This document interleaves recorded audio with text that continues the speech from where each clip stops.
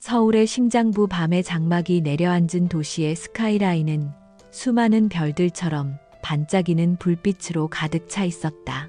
그 중에서도 가장 찬란하게 빛나는 곳은 단연 유진그룹 창립 10주년 기념 파티가 열리고 있는 호텔 최상층의 그랜드 볼룸이었다. 거대한 샹들리에에서 쏟아지는 금빛 조명은 초대된 상류층 인사들의 보석과 실크 드레스를 비추며 눈부신 광경을 연출했다.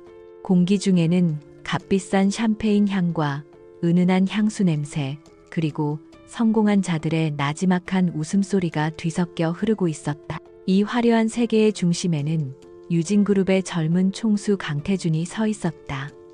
흠잡을 데 없이 재단된 턱시도를 입은 그는 압도적인 존재감을 뽐내며 손님들 사이를 오갔다. 그의 얼굴에는 여유로운 미소가 걸려 있었지만 그 눈빛은 모든 것을 꿰뚫어 보는 듯한 예리함과 세상을 발 아래 둔 자의 오만함으로 번뜩였다.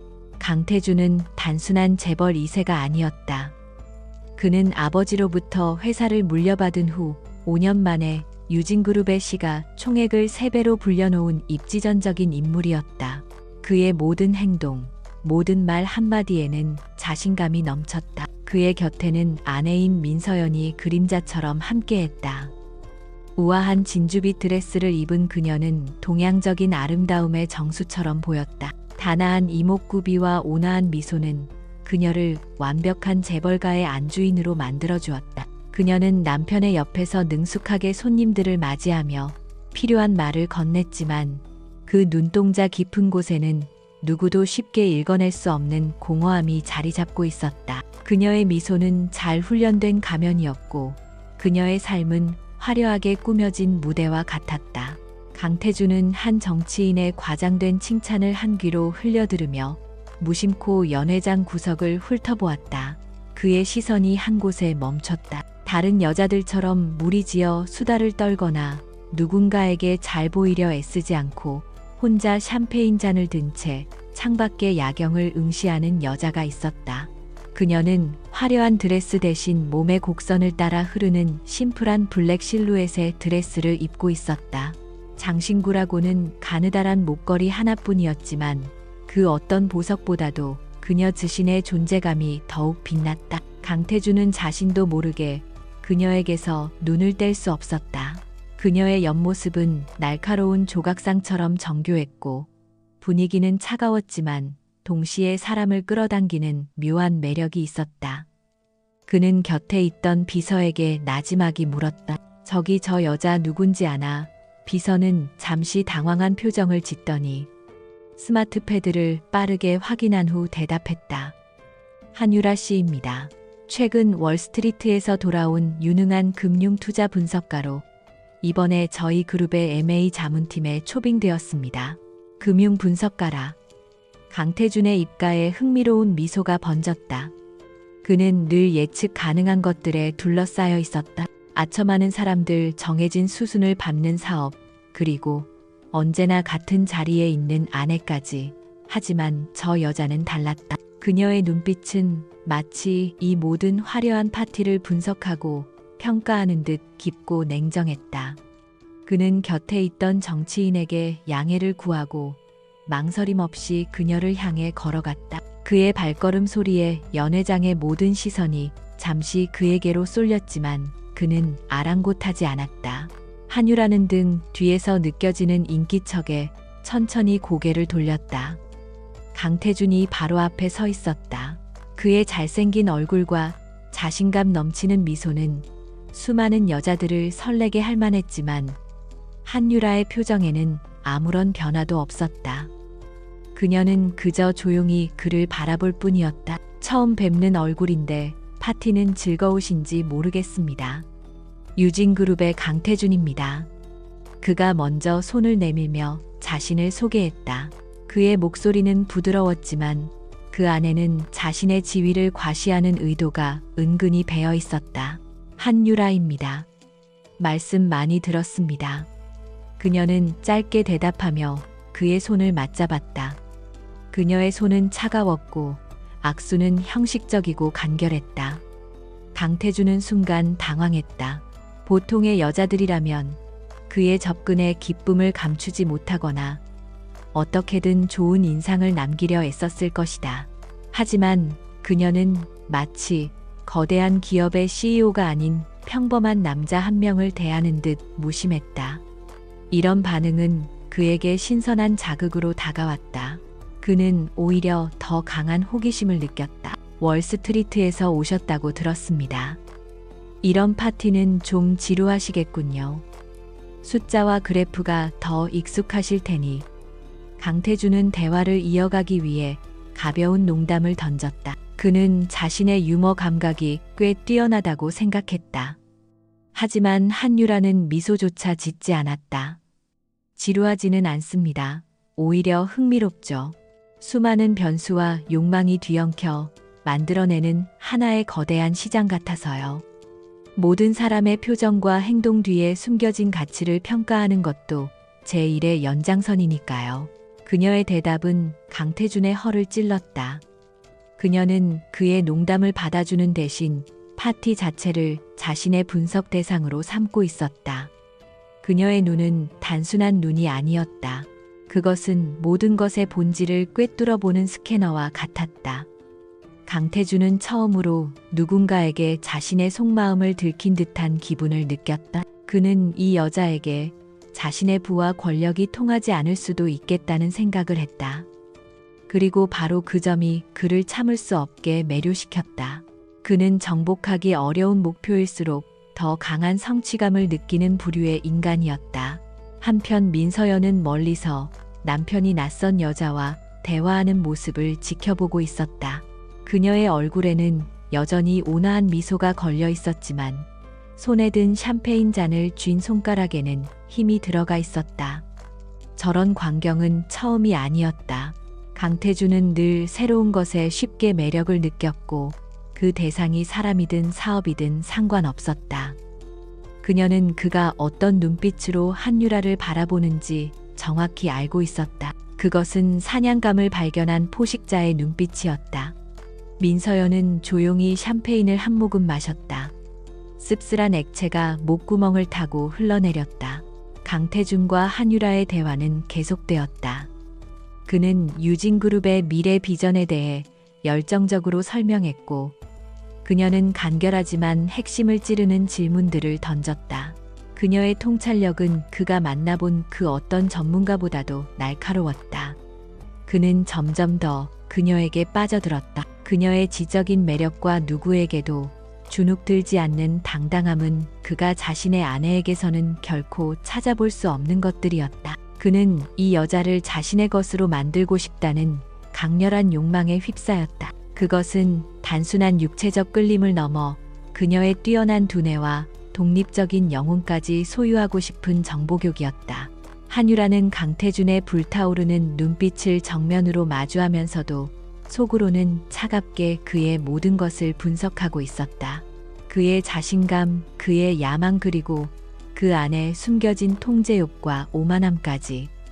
그녀는 이 남자가 얼마나 쉽게 자신의 함정에 빠져들 것인지 이미 예측하고 있었다.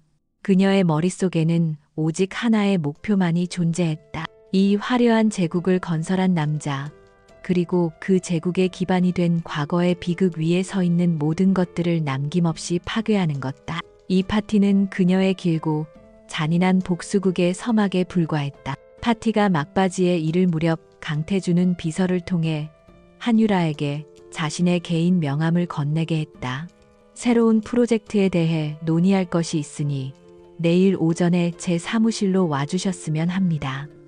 그것은 업무를 가장한 명백한 초대였다. 한유라는 말없이 명함을 받아들었다. 그녀의 입가에 처음으로 희미한 미소가 스쳐 지나갔다. 그것은 승자의 미소도 유혹의 미소도 아니었다. 그것은 곧 펼쳐질 비극을 예고하는 차갑고 아름다운 미소였다. 파티가 끝나고 모두가 떠난 뒤 한유라는 혼자 호텔을 빠져나왔다. 밤의 차가운 공기가 그녀의 뺨을 스쳤다. 화려한 조명과 사람들의 소음에서 벗어나자 그녀의 얼굴에서 모든 감정이 사라지고 그 자리에는 얼음 같은 냉정함과 깊은 슬픔이 뒤섞인 표정이 떠올랐다. 그녀는 택시를 잡아타고 한강이 보이는 다리를 건넜다. 강물 위로 비치는 도시의 불빛들을 바라보며 그녀는 오래전 어머니가 남긴 말을 떠올렸다. 유라야, 절대로 잊지 마. 짓밟힌 자의 눈물은 언젠가 강물이 되어 그들을 삼킬 거란다. 그녀는 손에 쥔 강태준의 명함을 세게 구겼다. 이제 막 첫 번째 돌멩이를 던졌을 뿐이다. 거대한 성벽에 작은 균열을 내기 시작한 것이다.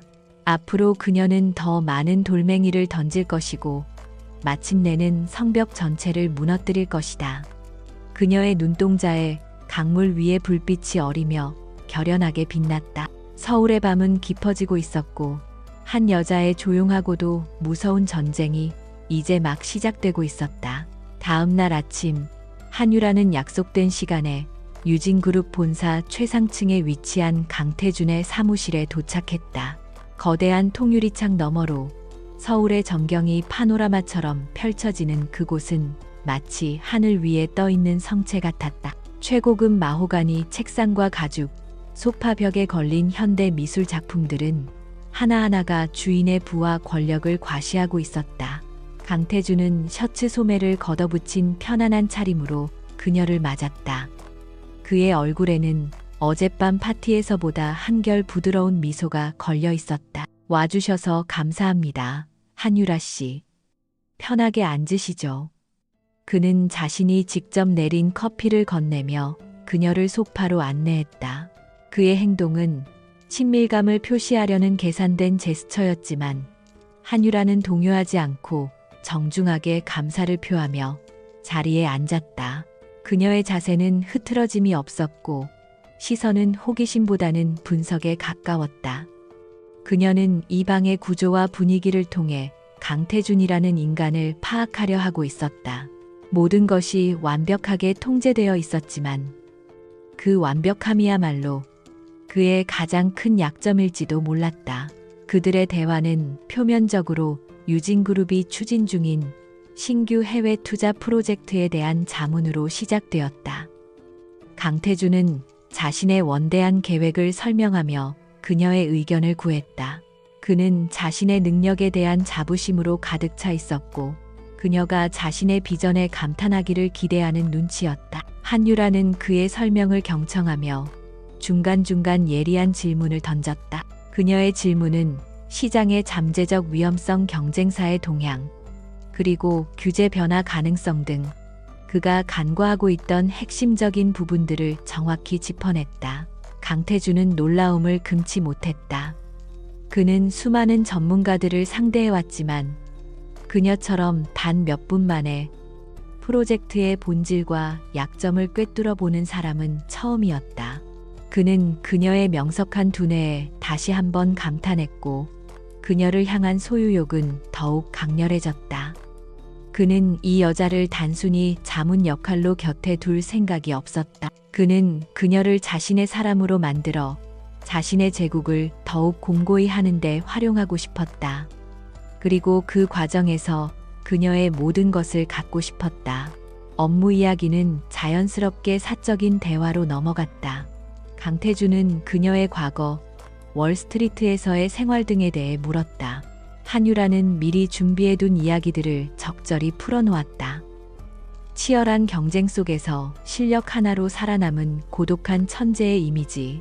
그것은 강태준과 같은 부류의 남자들이 매력을 느낄 만한 완벽한 페르소나였다.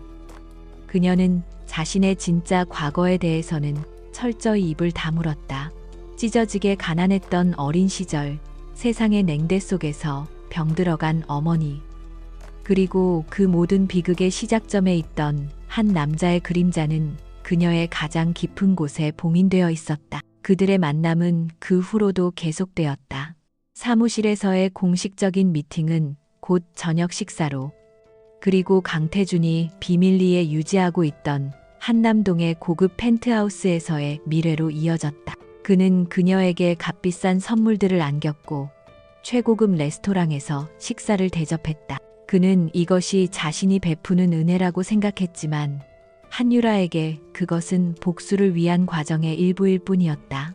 그녀는 그의 품에 안겨 사랑을 속삭이면서도 머릿속으로는 그의 재산 규모와 투자 현황, 그리고 유진그룹의 내부 기밀들을 차곡차곡 정리하고 있었다. 어느 날 밤 펜트하우스의 침실에서 강태준이 중요한 계약건으로 통화를 하는 동안 한유라는 그의 서재에서 와인을 따르고 있었다. 그녀의 시선은 무심코 책상 위에 놓인 노트북 화면으로 향했다.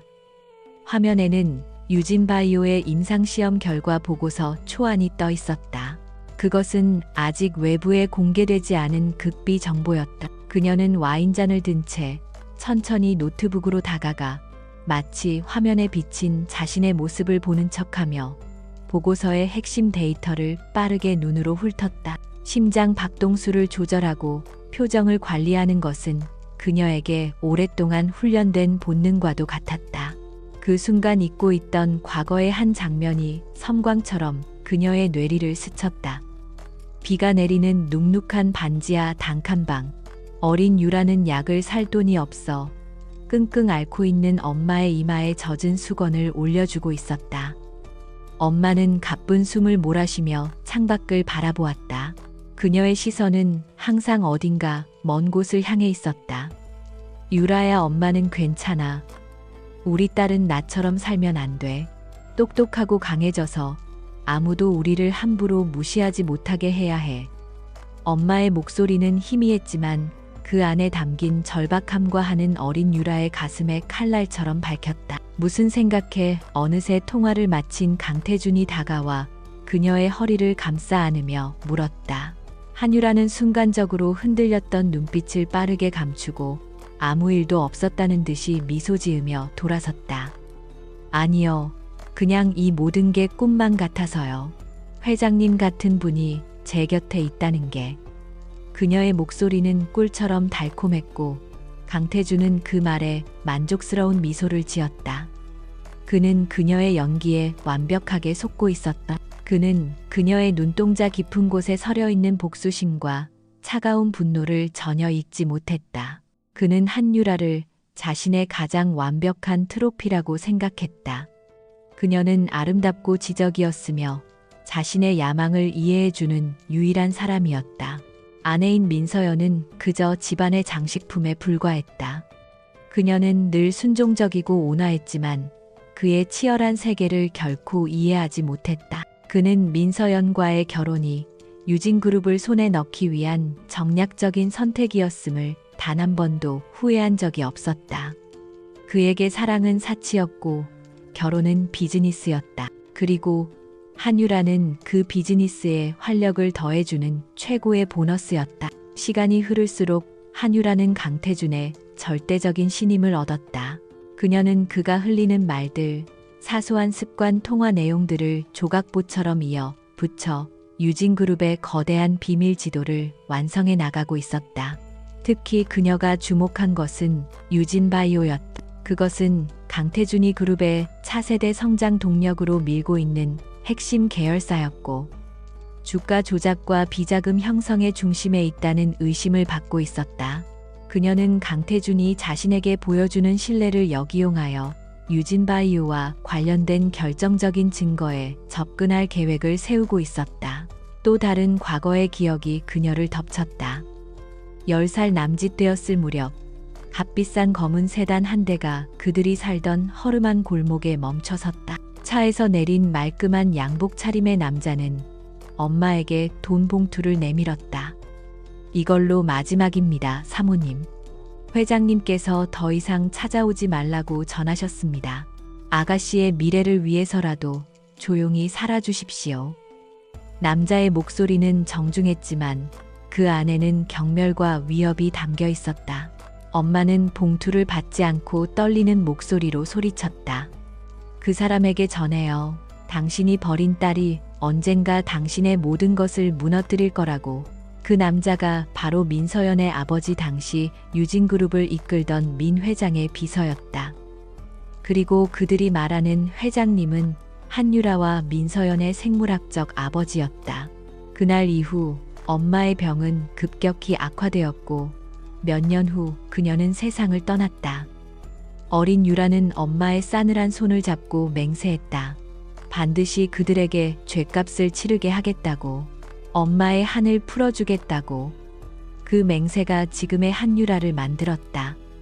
그녀는 자신의 인생 전부를 이 복수를 위해 바쳤다. 현재로 돌아온 한유라는 강태준이 잠든 것을 확인하고 조용히 침대에서 빠져나왔다.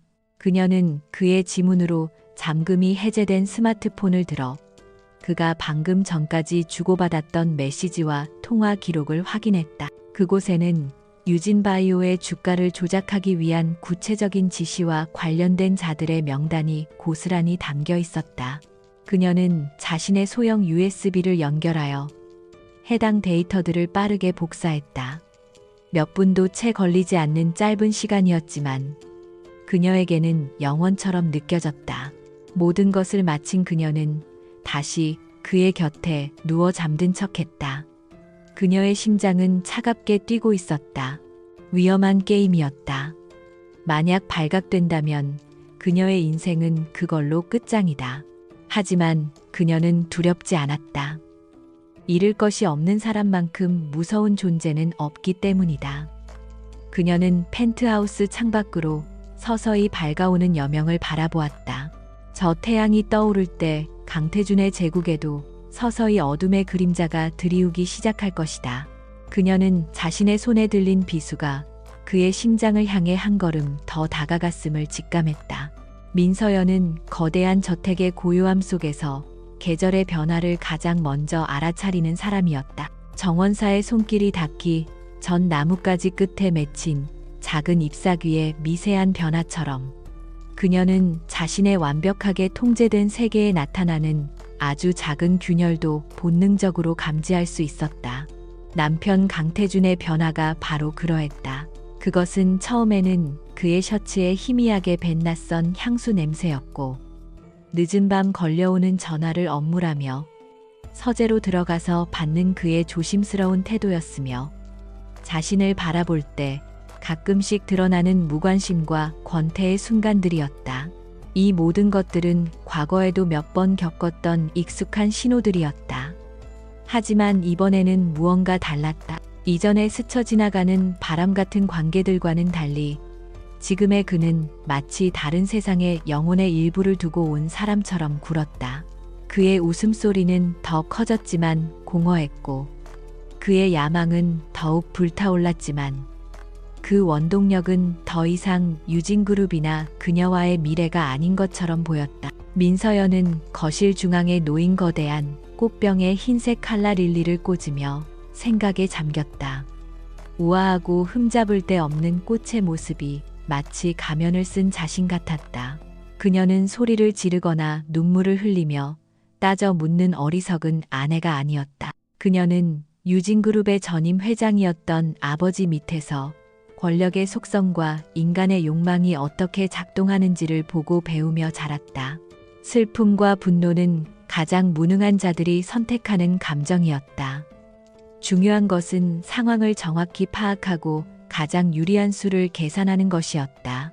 그녀는 20년 동안 그녀의 가족을 보필해온 김 기사에게 조용히 부탁했다. 평소처럼 강태준을 수행하되 그의 공식적인 동선 외의 모든 행적을 시간대별로 기록해서 자신에게만 보고해달라고. 며칠 후 그녀의 손에 첫 번째 보고가 들어왔다. 보고서에는 한남동 유엔빌리지라는 주소가 일주일에 3번 이상 매번 3시간 이상 머문 장소로 기록되어 있었다. 민서연은 그 주소를 보자 심장이 차갑게 가라앉는 것을 느꼈다. 그곳은 강태준이 결혼 전 개인적으로 사용하던 그리고 지금은 존재하지 않는다고 믿었던 비밀스러운 공간이었다. 그녀는 더 이상 망설이지 않았다. 그녀는 아버지의 비서였던 윤 실장에게 연락했다. 그는 지금은 은퇴했지만 여전히 업계에서 가장 유능하고 신뢰할 수 있는 사람들을 알고 있었다. 그녀의 의뢰는 간단했다. 한남동 주소지를 드나드는 사람을 확인하고 상대 여성의 신원을 파악해 달라는 것이었다. 그 사이 한유라는 자신의 계획을 다음 단계로 실행에 옮기고 있었다. 그녀는 강태준의 스마트폰에서 빼낸 정보를 바탕으로 유진바이오가 경쟁사인 태림제약의 신약 개발 프로젝트를 방해하기 위해 내부 정보를 부당하게 이용하고 있다는 암시를 담은 익명의 이메일을 한 경제 전문 기자에게 보냈다. 그녀가 제공한 정보는 결정적인 증거는 아니었지만 충분히 의심을 살 만한 정황들이었다. 그녀는 기자가 진실을 파헤치기보다는 논란을 만들어낼 것이라는 점을 정확히 계산하고 있었다. 예상대로 며칠 뒤 유진바이오 경쟁사 핵심 기술 유출 의혹이라는 자극적인 제목의 기사가 터져 나왔다. 기사는 곧바로 주식시장에 영향을 미쳤다. 유진바이오의 주가는 소폭 하락했고 투자자들 사이에서는 불안감이 확산되었다. 강태준은 경로했다. 그는 사무실에서 서류를 집어던지며 정보 유출의 출처를 찾으라고 소리쳤다. 그의 완벽한 통제 하에 있던 제국에 누군가 감히 돌을 던진 것이다. 그는 내부의 배신자를 의심하며 모든 임원들을 의심의 눈초리로 바라보았다. 그의 편집증적인 성격이 드러나기 시작했다. 그날 밤 강태준은 한유라를 자신의 펜트하우스로 불렀다. 그는 그녀 앞에서 처음으로 약한 모습을 보였다. 도대체 누가 이런 짓을 벌이는지 모르겠어. 모든 것이 내 손안에 있다고 생각했는데. 그는 위스키 잔을 단숨에 비우며 말했다. 한유라는 그의 어깨를 부드럽게 감싸며 위로했다. 너무 자책하지 마세요. 회장님의 성공을 시기하는 자들이 어디 한둘이겠어요. 이럴 때일수록 더 강해지셔야죠.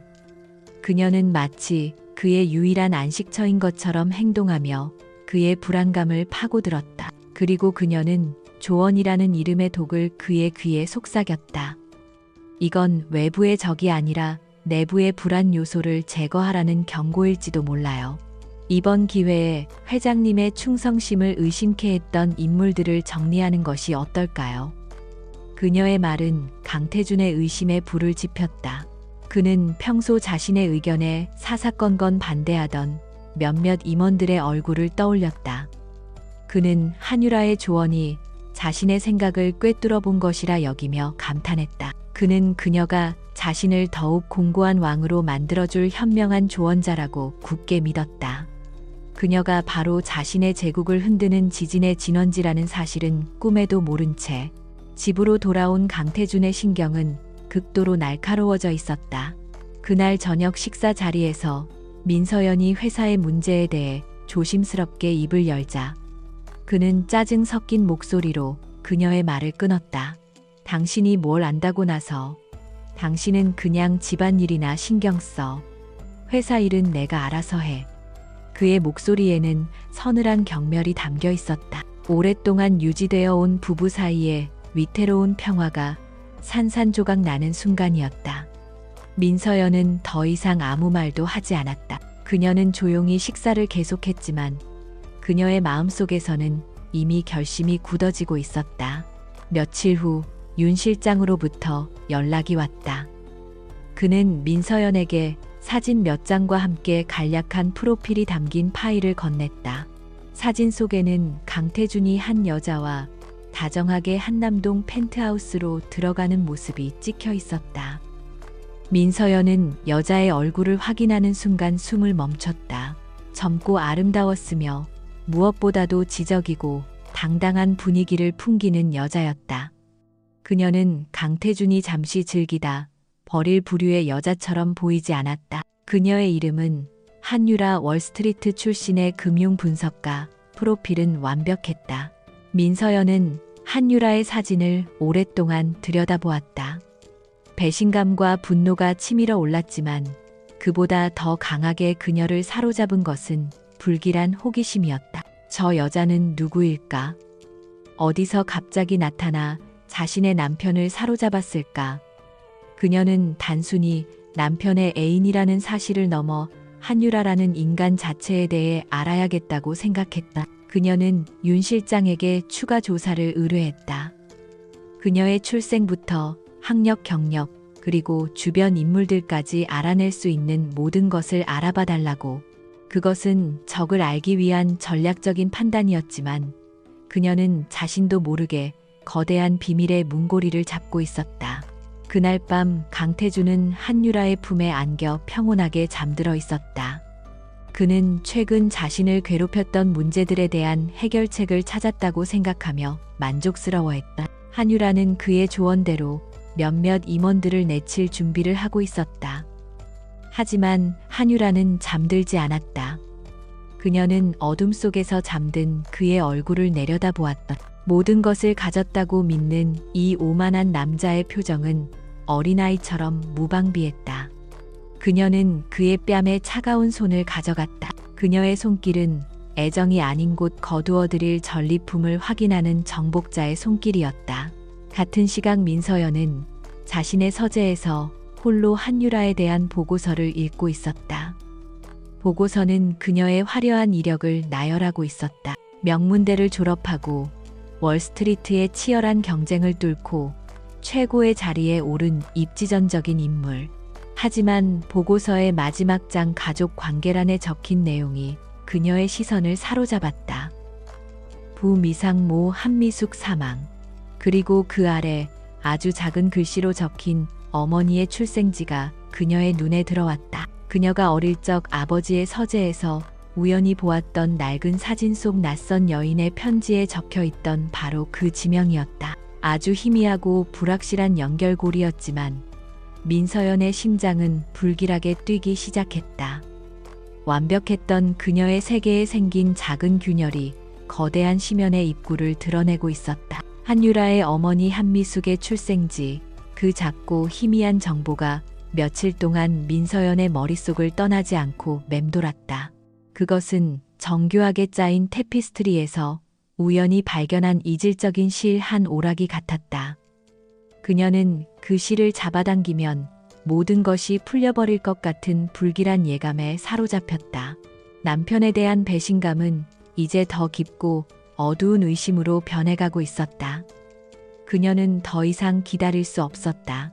감정적인 폭발이 아닌 냉철한 계산하에 그녀는 강태준과 대면하기로 결심했다. 그녀가 선택한 장소는 저녁 식사 후 부부의 유일한 공용 공간인 거대한 거실이었다. 강태준은 위스키 잔을 기울이며 태블릿으로 주식 시황을 보고 있었고 민서연은 맞은편 소파에 조용히 앉아 있었다.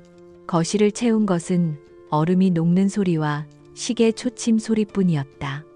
민서연은 마침내 침묵을 깨고 테이블 위로 작은 봉투 하나를 밀었다. 이게 뭐지? 강태준은 시선도 돌리지 않은 채 무심하게 물었다. 열어보세요. 당신이 요즘 많은 시간을 할애하고 있는 프로젝트에 관한 거예요. 강태준은 그제야 귀찮다는 듯 태블릿을 내려놓고 봉투를 열었다. 그 안에는 자신과 한유라가 한남동 펜트하우스로 들어가는 모습이 담긴 사진 여러 장이 들어있었다. 그의 얼굴에 순간 당혹감이 스쳤지만 이내 그는 차가운 비웃음을 지었다.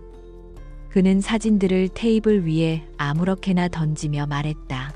그래서 이제 탐정이라도 고용한 건가? 당신 참 할 일 없는 사람이야. 그의 목소리에는 사과나 변명의 기색 대신 노골적인 경멸이 담겨 있었다. 민서연은 그의 반응에 흔들리지 않았다. 그녀는 이런 반응을 예상했다. 누군지 묻고 싶어요. 저 여자가 누구기에 당신이 그룹의 명예와 우리 관계를 위험에 빠뜨리는 건지. 그녀의 목소리는 떨림 없이 차분했다. 그녀의 이런 침착함이 오히려 강태준을 더욱 자극했다. 그는 자리에서 일어나 그녀에게로 다가섰다. 그의 눈빛은 더 이상 다정한 남편의 것이 아니었다. 그것은 자신의 영역을 침범당한 맹수의 분노에 찬 눈빛이었다. 당신이 알아서 뭐하게. 그는 그녀의 턱을 거칠게 움켜쥐고 자신을 보게 만들었다. 민서연, 착각하지 마. 당신과 나의 결혼은 처음부터 비즈니스였어. 당신 아버지가 유진그룹을 내 손에 넘겨주는 대가로 나는 그의 딸을 아내로 맞아준 것뿐이야. 당신이 지금 누리는 이 모든 것, 이 집 당신의 명예, 전부 내가 만들어준 거라고. 그런데 감히 나를 신문해.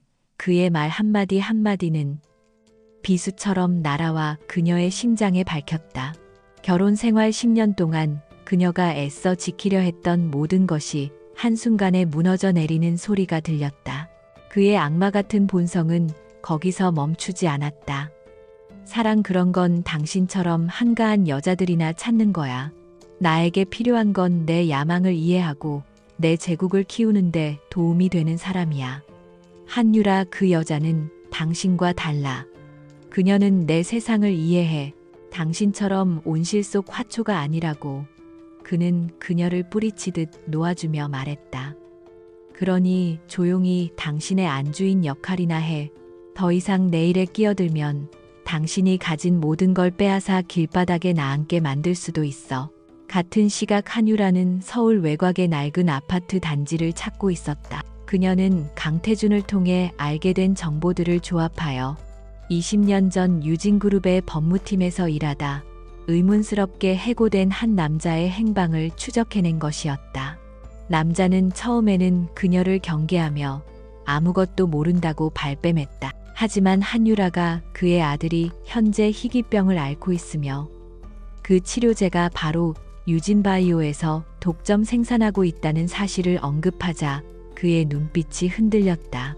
그것은 은밀한 협박이자 동시에 구원의 제안이었다. 결국 남자는 무겁게 입을 열기 시작했다. 그의 이야기는 한유라가 어렴풋이 알고 있던 진실의 조각들을 끔찍한 하나의 그림으로 완성시켰다.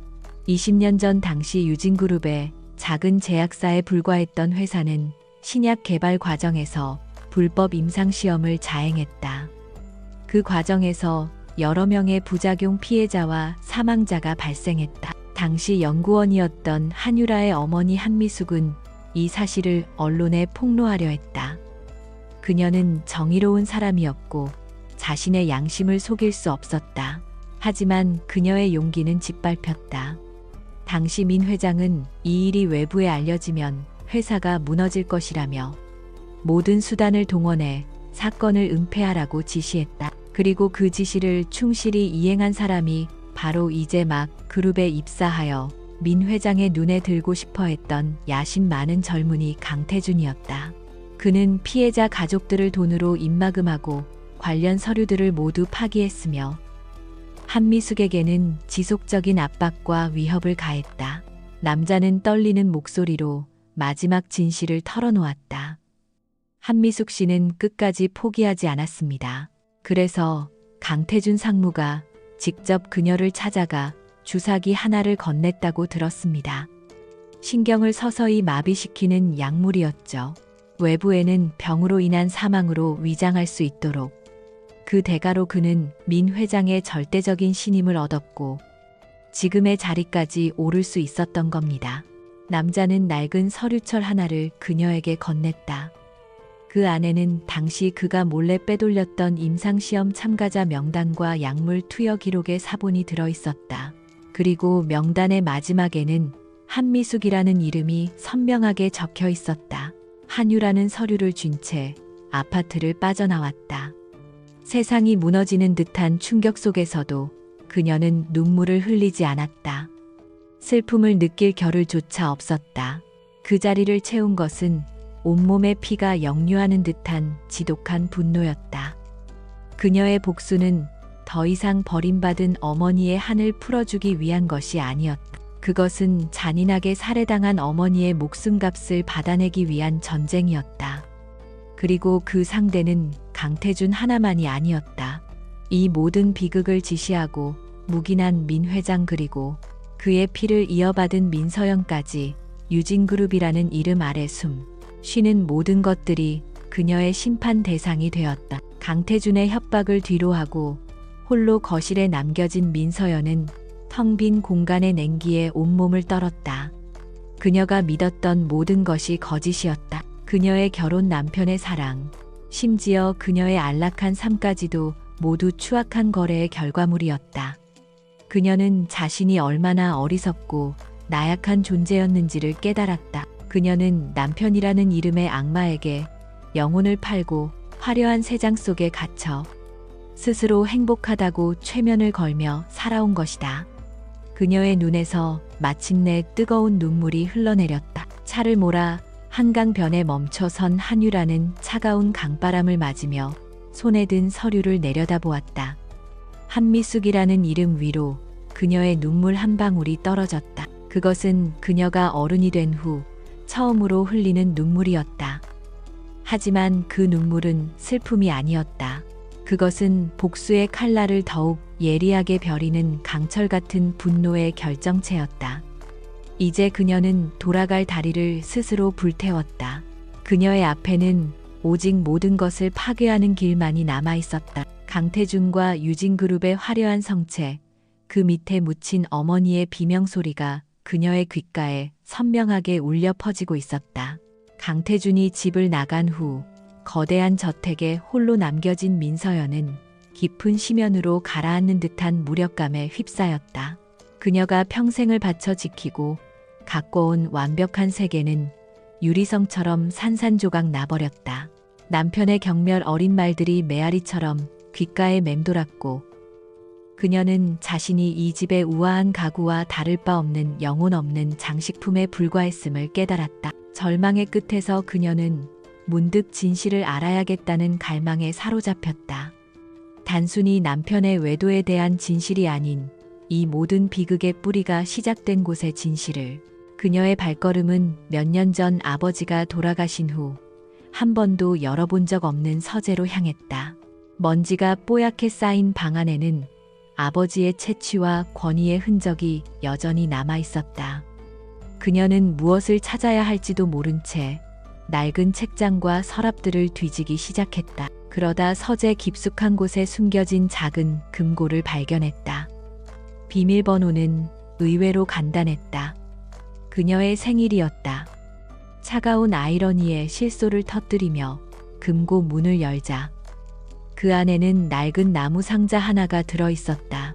상자 안에는 오래된 편지 뭉치와 빛바랜 사진 한 장이 있었다. 사진 속에는 젊은 시절의 아버지가 낯선 여자와 함께 다정하게 웃고 있었다. 여자는 한유라의 어머니 한미숙이었다. 그녀의 아름다움 속에는 어딘지 모를 슬픔이 어려 있었다. 그리고 편지들은 모두 한미숙이 아버지에게 보낸 것들이었다. 그곳에는 딸 유라의 안부를 묻는 내용, 최소한의 생활비라도 보내달라는 애원 그리고 아버지의 외면과 냉대에 대한 원망이 절절하게 담겨 있었다. 민서연은 편지를 읽는 내내 온몸이 떨려왔다. 한유라. 남편의 정부가 자신의 이복자매라는 충격적인 진실이 눈사태처럼 그녀를 덮쳤다. 모든 조각들이 한순간에 맞춰졌다.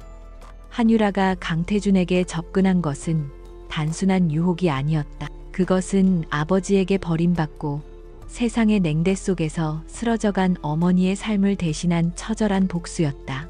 그렇다면 강태준은 그는 이 모든 사실을 알고 있었을까? 아니, 그럴 리 없었다. 그는 그저 한유라의 복수 계획에 이용된 가장 중요한 말에 불과했다. 민서연은 한유라에 대한 분노가 사라지고 그 자리에 복잡한 죄책감과 연민 그리고 기묘한 동질감이 차오르는 것을 느꼈다. 결국 그들 둘은 한 아버지와 한 남자에 의해 인생이 망가진 피해자였던 것이다. 민서연은 더 이상 주저앉아 있을 수 없었다. 그녀는 더 이상 희생자로 남지 않기로 결심했다. 그녀는 윤 실장을 통해 한유라에게 연락을 취했다. 민서연입니다. 당신과 나 둘만이 할 이야기가 있습니다. 메시지는 간결했지만 그 안에는 거부할 수 없는 무게가 실려 있었다. 한유라는 의심과 경계심 속에서도 그녀의 제안을 받아들였다. 약속 장소는 삼청동의 한적한 갤러리 안쪽에 있는 개인실이었다. 외부의 시선이 완벽히 차단된 두 사람만의 공간이었다. 약속된 시간에 마주 앉은 두 사람 사이에는 얼음장 같은 긴장감이 흘렀다. 한유라는 민서연이 돈봉투를 내밀거나 머리채라도 잡을 것이라 예상했다. 하지만 민서연의 행동은 그녀의 예상을 완전히 빗나갔다. 그녀는 아무 말 없이 테이블 위로 아버지의 사진과 편지들을 밀어놓았다. 당신이 누군지 알아요. 민서연이 먼저 침묵을 깼다. 당신은 내 동생이에요. 그 한마디에 한유라의 철옹성 같던 표정이 처음으로 무너져 내렸다. 그녀의 모든 계획 속에 민서연이 진실을 알고 직접 찾아오는 경우는 없었다. 한유라는 곧 평정을 되찾고 날카롭게 물었다. 그래서 뭘 어쩌자는 거죠? 이제 와서 자매놀이라도 하자는 건가요? 당신의 아버지가 우리 엄마와 나에게 어떻게 했는지 잊었어요. 그녀의 목소리에는 날선 가시가 돋쳐 있었다. 잊지 않았어요. 민서연은 담담하게 대답했다. 그리고 당신이 왜 강태준에게 접근했는지도 이제는 알아요. 당신은 복수를 하고 있는 거겠죠. 하지만 당신이 모르는 게 있어요. 강태준은 단순히 당신의 복수 대상이 아니에요. 그는 당신 어머니를 죽음으로 몰고 간 장본인이기도 하니까. 민서연의 말에 한유라의 눈동자가 세차게 흔들렸다. 그녀는 민서연이 어디까지 알고 있는지 가늠하려는 듯 그녀를 쏘아보았다. 민서연은 자신이 강태준에게 들었던 모욕적인 말들과 그가 얼마나 냉혹하고 무자비한 인간인지에 대해 털어놓았다. 그리고 한유라는 자신이 알아낸 20년 전 불법 임상시험의 진실과 강태준이 그 은폐 과정에서 어머니를 살해했다는 증거에 대해 이야기했다. 서로의 이야기를 통해 그들은 자신들이 상대하고 있는 적이 얼마나 거대하고 추악한 괴물인지를 비로소 완전히 이해하게 되었다. 그들의 오랜 원망과 불신은 공동의 적 앞에서 서서히 녹아내렸다. 그들은 더 이상 서로를 원망하지 않았다. 대신 그들의 분노는 모든 비극의 원흉인 강태준과 아버지의 탐욕스러운 유산으로 향했다. 한유라는 자신이 그동안 모아온 유진바이오의 주가 조작 증거와 비자금 내역, 그리고 어머니의 죽음에 대한 증거 자료들을 민서연에게 보여주었다. 그것은 강태준을 무너뜨릴 수 있는 강력한 무기였지만 결정적인 한 방이 부족했다. 그때 민서연이 마지막 퍼즐 조각을 내놓았다. 나는 유진그룹의 개인 최대 주주예요. 그리고 우리 아버지가 남긴 차명 주식에 대한 권리도 내가 가지고 있죠. 강태준은 아직 그 사실을 몰라요. 그녀의 말에 한유라의 눈이 빛났다. 그들이 가진 것을 합치면 게임의 판도를 완전히 뒤집을 수 있었다. 한유라의 날카로운 증거와 치밀한 계획, 그리고 민서연의 내부 정보와 합법적인 권력이 결합된다면 강태준의 제국을 안과 밖에서 동시에 무너뜨릴 수 있었다. 그날 이후 두 사람은 비밀리에 만나며 거사를 준비했다. 그들의 목표는 다가오는 유진그룹 정기 주주총회였다. 강태준이 자신의 성공을 자축하며 가장 방심하고 있을 바로 그 순간 모든 것을 폭로하고 그의 숨통을 끊어놓을 계획이었다. 한유라는 외부 투자 세력을 규합하고 언론을 움직일 준비를 했고, 민서연은 내부에 신뢰할 수 있는 이사들을 포섭하며 의결권을 확보해 나갔다. 그들의 연대는 차갑고 전략적이었지만 그 밑바탕에는 피로 이어진 자매애와 비극을 공유한 자들의 깊은 유대감이 흐르고 있었다. 주주총회를 며칠 앞둔 마지막 만남에서 민서연은 한유라에게 조심스럽게 물었다. 이 모든 게 끝나면 당신은 어떻게 할 건가요? 한유라는 창밖을 바라보며 잠시 생각에 잠겼다. 모르겠어요. 평생을 이것만 보고 달려와서 그 이후의 삶은 생각해 본 적이 없어요. 그녀의 목소리에는 희미한 공허함이 묻어 있었다. 이제부터 생각하면 돼요. 민서연이 나지막이 말했다. 우리 둘 다 새로운 삶을 시작해야 하니까. 그들의 시선이 허공에서 마주쳤다. 더 이상 증오와 경계는 없었다. 그 자리에는 서로의 상처를 이해하고 앞으로의 길을 함께 헤쳐나가야 할 동반자에 대한 조용한 신뢰가 자리 잡고 있었다. 비극으로 시작된 두 자매의 인연이 이제 거대한 심판을 향한 위험하고 강력한 동맹으로 다시 태어나고 있었다.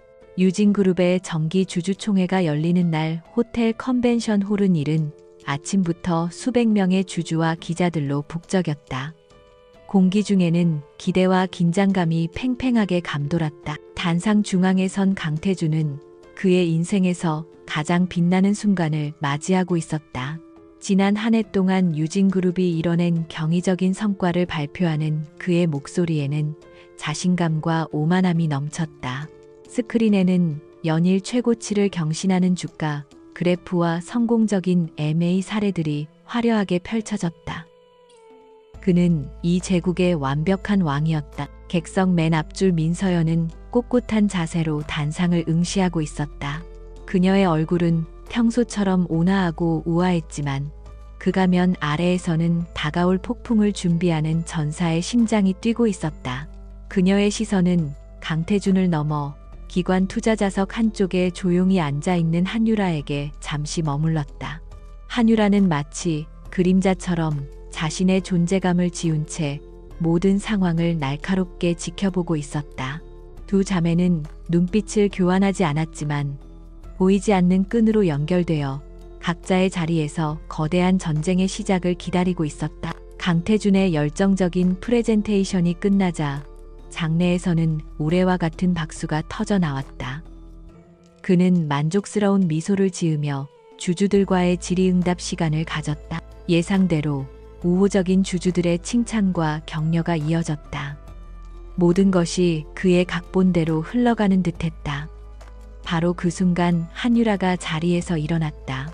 그녀는 자신을 최근 유진그룹의 주요 주주가 된 투자사 베리타스 캐피탈의 수석 분석가라고 소개했다. 그녀의 차분하지만 단호한 목소리는 소란스럽던 장내를 순식간에 집중시켰다. 강태준 대표님, 경이로운 경영 성과에 깊은 감명을 받았습니다. 그녀는 정중하게 입을 열었지만 이내 날카로운 칼날을 꺼내 들었다. 다만 몇 가지 의문점이 있어 질문드리고자 합니다. 유진바이오의 3분기 회계장부에서 발견된 특수관계자 거래 내역에 대해 구체적인 설명을 부탁드립니다. 또한 경쟁사보다 월등히 높은 영업이익률을 기록할 수 있었던 비결이 최근 인수한 해외 특허 기술과 관련이 있는지, 그리고 그 인수 자금의 출처는 어디인지 명확히 밝혀주실 수 있겠습니까? 그녀의 질문은 하나하나가 치밀하게 계산된 것이었다. 그것은 강태준이 조성한 비자금과 주가 조작의 핵심을 정확히 꿰뚫는 질문들이었다. 장내의 공기가 급격하게 차가워졌다. 강태준의 얼굴에서 여유로운 미소가 사라졌다. 그는 잠시 당황했지만 이내 노련하게 상황을 무마하려 했다. 매우 전문적인 질문이시군요. 그 부분은 기업 기밀에 해당하여 이 자리에서 상세히 밝히기 어려운 점 양해 바랍니다. 추후 저희 재무팀을 통해 공식적인 답변을. 강태준이 말을 채 끝마치기도 전에 객석 맨 앞줄에 앉아있던 민서연이 자리에서 일어섰다. 모든 카메라와 시선이 일제히 그녀에게로 향했다. 제가 그 질문에 대답할 수 있습니다. 그녀의 목소리는 마이크를 통하지 않았음에도 불구하고 컨벤션 홀 전체를 울릴 만큼 힘있고 명료했다. 강태준의 얼굴이 충격과 분노로 굳어졌다. 자신의 가장 순종적인 아내가 자신의 대관식과도 같은 이 자리에서 반기를 든 것이다. 민서연은 천천히 단상을 향해 걸어나갔다. 그녀의 등 뒤에 있던 거대한 스크린에 유진그룹 로고가 꺼지고 그 자리에는 빼곡한 숫자와 그래프, 그리고 낯선 이름들이 적힌 문서들이 나타나기 시작했다. 그것은 한유라가 목숨을 걸고 수집하고 민서연이 자신의 권한으로 확보한 강태준의 범죄를 입증하는 명백한 증거들이었다. 페이퍼 컴퍼니를 통한 비자금 흐름도 주가 조작을 위해 허위 공시된 임상시험 데이터, 그리고 20년 전 불법 임상시험 희생자들의 명단까지. 이것이 강태준 대표가 말하는 경이로운 경영 성과의 실체입니다. 민서연은 스크린을 가리키며 차갑게 말했다. 그녀는 지난 몇 주간 한유라와 함께 밤을 새워가며 준비한 대로 각각의 증거들이 무엇을 의미하는지 침착하고 논리적으로 설명해 나갔다. 그녀의 폭로는 충격적이었다. 강태준이 자신의 성공을 위해 얼마나 많은 사람들을 짓밟고 얼마나 많은 불법을 저질렀는지가 만천하에 드러났다. 장내는 아수라장이 되었다. 주주들의 고성과 기자들의 플래시 세례가 폭발했다. 마지막으로 스크린에 띄워진 것은 한미숙이라는 이름과 그녀의 사진이었다. 그리고 이분은 이 모든 비극의 시작점이자 가장 억울한 희생자입니다. 유진그룹의 비리를 세상에 알리려다 강태준 대표에 의해 살해당한 분입니다. 그리고 제 아버지가 평생 외면했던 딸이자 저의 이복자매인 한유라 씨의 어머니이기도 합니다. 민서연은 객석에 앉아있는 한유라를 바라보며 말했다. 그 순간 두 자매는 처음으로 사람들 앞에서 서로의 존재를 확인했다. 민서연은 떨리는 목소리를 가다듬고 마지막 말을 이었다. 저는 오늘 유진그룹의 최대 주주이자 민 회장의 딸로서 아버지와 남편이 저지른 모든 죄를 사죄하고 그 죄값을 치르고자 합니다. 저는 강태준 대표의 해임안을 긴급 발의하며 검찰의 즉각적이고 강도 높은 수사를 촉구하는 바입니다. 그녀의 선언은 유진그룹의 심장에 밝히는 비수와도 같았다. 부패한 가족의 명예가 아닌 정의를 택한 그녀의 용기 있는 선택이었다. 이성을 잃은 강태준이 저 여자가 미쳤어. 민서연 내가 감이라고 소리치며 단상 위에 그녀에게 달려들었다. 하지만 그는 미리 대기하고 있던 보안 요원들에게 저지당했다. 그의 발악은 몰락하는 독재자의 비참한 마지막 모습일 뿐이었다. 그의 눈에는 믿을 수 없다는 충격과 모든 것을 잃었다는 절망, 그리고 두 여자에 대한 지독한 증오가 뒤섞여 있었다. 그의 화려했던 제국은 불과 몇 분 만에 그의 눈앞에서 산산조각 나 재가 되어버렸다. 주주총회장은 아수라장이 되었고 이미 연락을 받고 대기하고 있던 검찰 수사관들이 들이닥쳐 현장을 통제하기 시작했다. 강태준은 수사관들에게 연행되어 컨벤션홀을 빠져나갔다. 잠시 전까지만 해도 제왕처럼 군림하던 그의 뒷모습은 한없이 초라했다. 민서연은 텅 빈 단상 위에 홀로 서서 그 모든 광경을 지켜보았다. 그녀의 마음속에는 승리의 기쁨 대신 길고 길었던 악연을 끊어냈다는 무거운 안도감이 자리했다. 그녀의 시선이 객석의 한유라와 마주쳤다. 두 사람의 눈에는 말로 다 할 수 없는 수많은 감정들이 스쳐 지나갔다. 거대한 폭풍이 모든 것을 휩쓸고 지나간 폐허 위에서 두 자매는 비로소 새로운 시작을 마주하고 있었다. 주주총회의 폭풍이 휩쓸고 지나간 후 대한민국 전체가 유진그룹 스캔들로 들끓었다. 강태준은 구속 수감되어 법의 심판을 기다리는 신세가 되었고 그의 범죄 행각은 연일 언론의 헤드라인을 장식했다. 한때 철옹성 같았던 유진그룹은 끝없이 추락했다. 주가는 폭락했고 신뢰를 잃은 소비자들은 등을 돌렸다.